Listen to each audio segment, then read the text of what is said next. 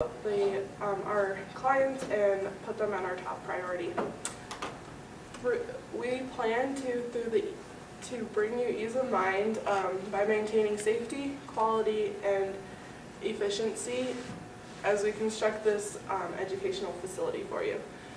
Our plan is to, we understand that the importance of your students and your staff, and so we've accounted for all safety measures that may occur throughout the project. And in addition, we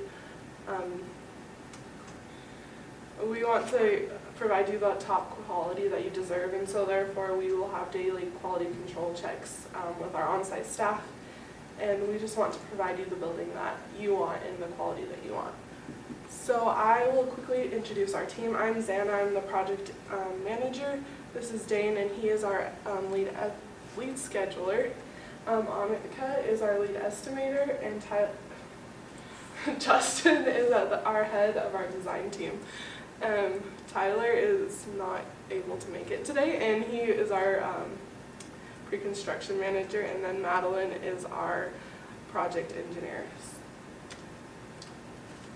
Sorry guys. We're going to start by just giving you a quick preview of what some of the key aspects of your building will look like. So we just love to start with this real quick.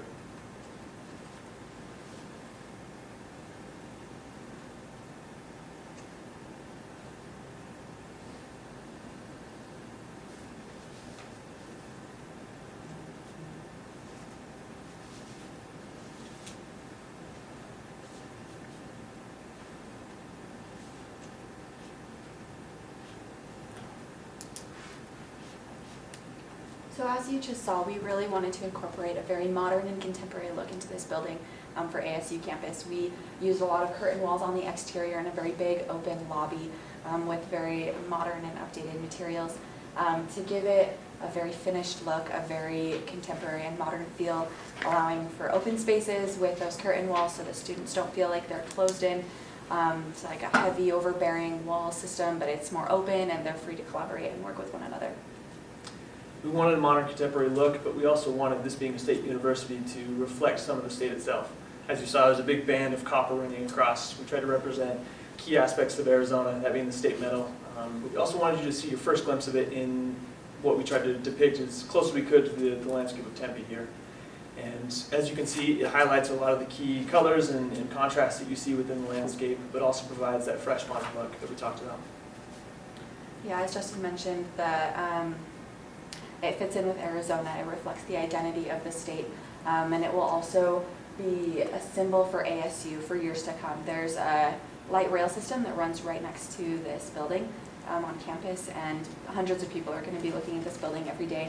We want them to think of high quality construction along with a high quality education that is reflected in ASU and what they stand for. And as Terra construction, we're not just about putting a pretty picture on the board. We wanted this to be a functional and a possible building, and so we've constructed a schedule and estimate that allow this beautiful building to be possible. And Xana's going to talk about that schedule a little bit further. Dave will go talk about the schedule. So just as the design is important for this educational facility, it's also important that we can focus on the schedule. It's one thing to have the pretty pictures, it's another thing to bring them to reality. So we go about starting on March 29th of 2019, mobilize on site, getting our crews ready, the site work laid out, clear the grub, start with excavation, and put in the foundation, which we expect to have in place by August 6th of 2019. From there, we'll move on to the substructure, erecting all of the structural steel, that'll be floor by floor. We'll be constructing a total of 3 floors with a mechanical penthouse as a cherry on top, which will be finished by April 22nd of 2020.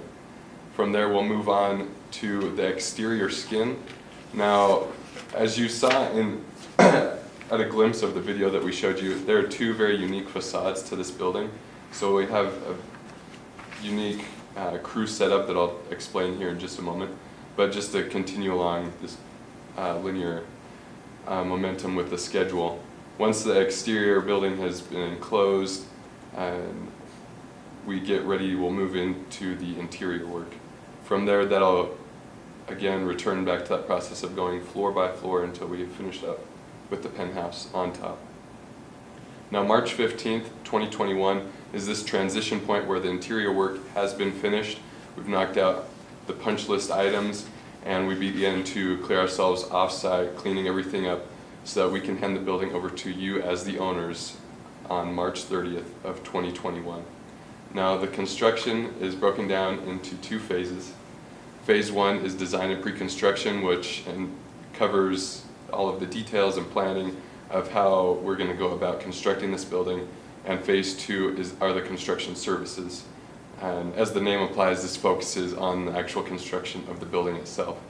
Now, this is where I want to talk about the crews for the exterior skin. We will have 2 crews working on this portion of the project. One that will be constructing the glass facade on the north and east wall, and the other crew that will be focusing on the stucco and copper paneling on the south and west wall. Since they're 2 very unique and different facades, we wanted to have the crews separate so that they just had the one focus that they were working on to reduce any type of frustration or conflicts that could possibly arise in the mixture of the 2, and then it also aids us in getting the schedule done in a more timely manner. And just as it is important to get the schedule, to understand the schedule for this building, it's also important to understand the schedule for our budget. So this is our cash flow chart for the project. It's nothing out of the ordinary. We're calling these 2 major spikes. So this first one is when the exterior skins go on. So you'll have your stone and your stucco and the copper river that we've added, and then all the glass. So again, these costs are just accumulating. They're not anything out of the ordinary. And then our second one is in January of 2021.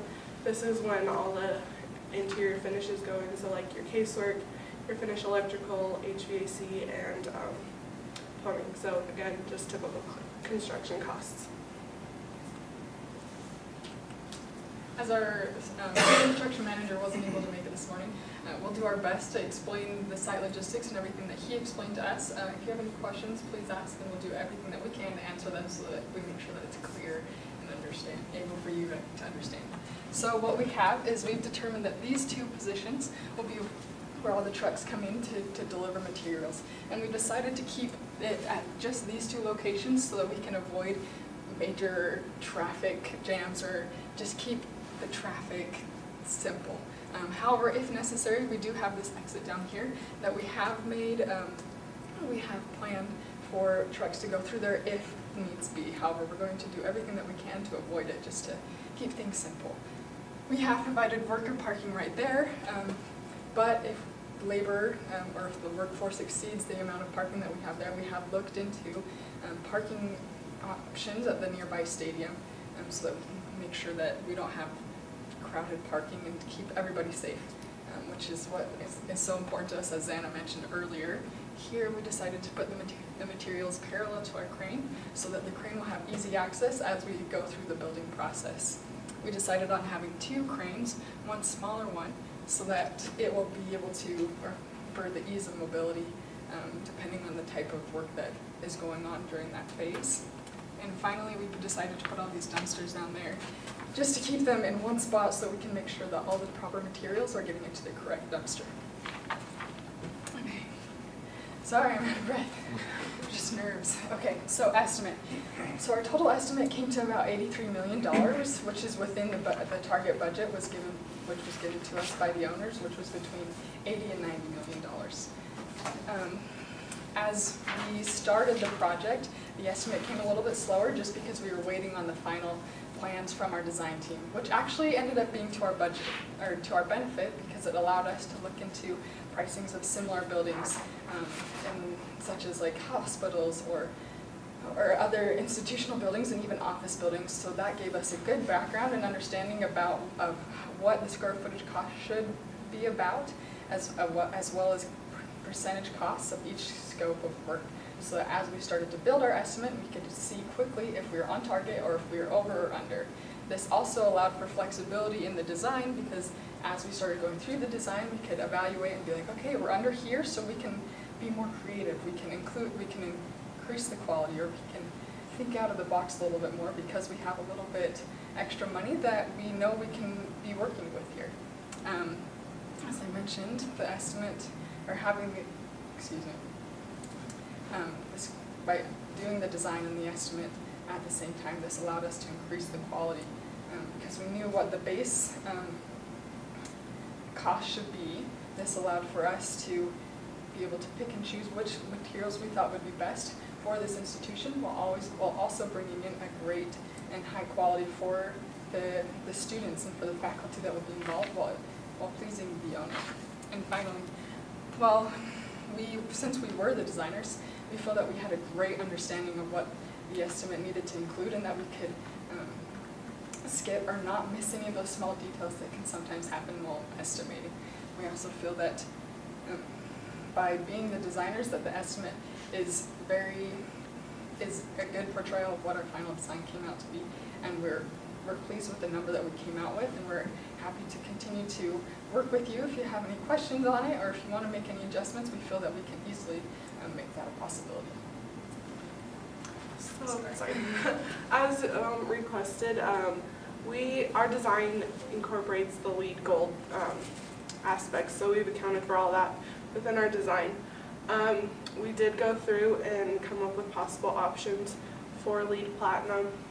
Tyler went through this, so but that will encounter or cause additional cost if you choose to do that, and we could go through that if we need to. So coming back to the basic design of the building, it's not just about a pretty outside, but we want to provide you with a nice functional interior. This really will be that. As you saw in the rendering and as you saw in the floor plans, if you had a chance to look through them, we use quite a bit of curtain walls. We believe this gives a nice open feel, but still allows you to have separated spaces. So the space isn't just giant and open, but it's still functional, but doesn't make students feel like they're cramped in a small space. Yeah, and without feeling cramped, they'll feel like they're part of a more open community. There are, as you walk down the hallways, you can look into the curtain walls and the labs and see what's going on, what your friends are doing, what your coworkers, and what's going on around you in the university. You can learn from observation as well as from your own classroom experiences. And we really put an emphasis on having those curtain walls and open spaces to allow for that community feeling within the university. And within the RFP, you had very specific space requirements for the usable space that you wanted to use. So we followed those by using 13% of the usable floor plan space for study rooms. Those can take the shape of many forms. We tried to leave them scattered throughout the floor plans on each floor so that you have the opportunity during different times of the year to use them for different spaces. During finals, I know a lot of students use formal study sessions to prepare for certain classes, and those can be used for that. Whereas you can set up different labs and different tutoring opportunities within each of those. We try to leave those open to use as many options as possible as the needs of your building increase over time. And as Justin just mentioned, that we followed the specific square footage that you requested for each different aspect of the rooms. We made sure that we were as close as possible to the 38% of usable square footage being labs and 27% being used towards classrooms and hands-on learning experiences. That leaves 22% of the usable space to be used for offices. And again, we made these of all varying sizes, so if you have teachers' assistants that you want to give a separate space to work one-on-one with students, or to have a space where they can keep their things they're helping out in the classroom or the labs, we have smaller offices for that, whereas we have extending up to bigger offices for faculty and other administrative people that you want to give an open space to. And this really does give you options. That's really the theme of what we want to say with our building layout, is you have as many options as possible. Mm-hmm. These spaces that we have are very separated so that the traffic flow through the building doesn't get congested and students are able to get quickly from their classes to their labs as necessary. We have most of the offices for the TAs and the faculty members up on the third floor with the labs up there so that it's easier for the faculty to get all their gear and equipment for the labs to and from their offices. We have classrooms on the second and on the first floors so that students walking around their classrooms aren't interrupted with big equipment hauls stuck in the hallways. And we just really wanted the traffic flow through the building to be open and easy to work with.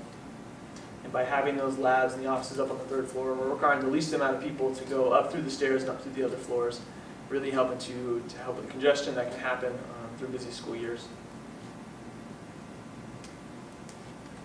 So through our design, our estimate, and our schedule, we want to provide you the quality of building that you deserve and that you want.